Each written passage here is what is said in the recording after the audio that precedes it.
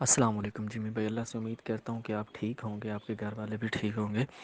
Jamie بھائی ایسے ہے کہ میں نے آپ کا وہ میسیج سنا ہے کہ اگر خرگوش کو چھینکیں آئیں تو ٹینشن نہیں لینی چاہیے۔ جیمی بھائی میرا جو فیمیل ریبٹ ہے لائن ہیڈ انگورا،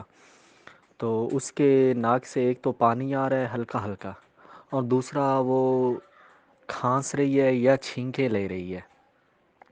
اور کھا پی بھی بس تھوڑا ہلکا تھوڑا تھوڑا کھا پی رہی ہے، ڈھیلی ڈھالی ہے، حالانکہ پچھلے 3-4 ماہ وہ بڑی ایکٹیو رہی ہے، اور ماشاء اللہ سے بریڈ بھی اچھی کرتی ہے، بچوں کی کیئرنگ بھی کرتی ہے۔ تو یہ کل شام سے یہ ڈھیلی ڈھالی ہے، کم کھا رہی ہے، تو کائنڈلی اس کے لیے مجھے کچھ سجیسٹ کر دیں تاکہ میں اس کا ٹریٹمنٹ کروں۔ اللہ حافظ۔ جی محترم، جیسے کہ میں نے عرض کیا تھا کہ یہ معمولی جو چھینکیں کھانسی وغیرہ ہیں اس سے ریبٹ کو کچھ بھی نہیں ہوتا، تو بسا اوقات کچھ ایسی ہوتی ہیں کہ یہ اور بیماری اس میں آ جاتی ہے اور وہ شدت اختیار کر جاتی ہے،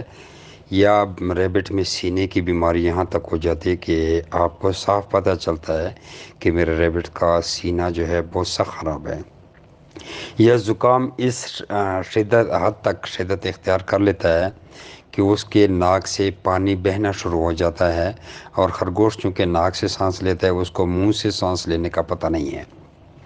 انسان تو اگر ناک بند بھی ہو جائے وہ منہ سے سانس لے لیتا ہے، لیکن ریبٹ منہ سے سانس نہیں لے سکتا اور ناک سے کوشش کرتا رہے گا حتیٰ کہ مر جائے گا۔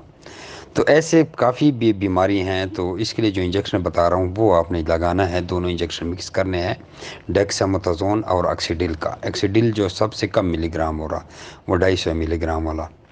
تو وہ آپ نے ڈیکسامتازون کا پانی بھی اکسیڈل والے انجیکشن میں ڈال دینا ہے، پاؤڈر ہوتا ہے نا، اور اکسیڈل کے ساتھ اپنا پانی بھی ہوتا ہے وہ بھی اس میں ڈال لینا ہے۔ تو اس انجیکشن کو تقریباً 10 ڈوز یا 8 ڈوز میں تقسیم کر دینا ہے، اور 1 cc کا سرنج لے لینا ہے، 8-10 روپے کا ملتا ہے،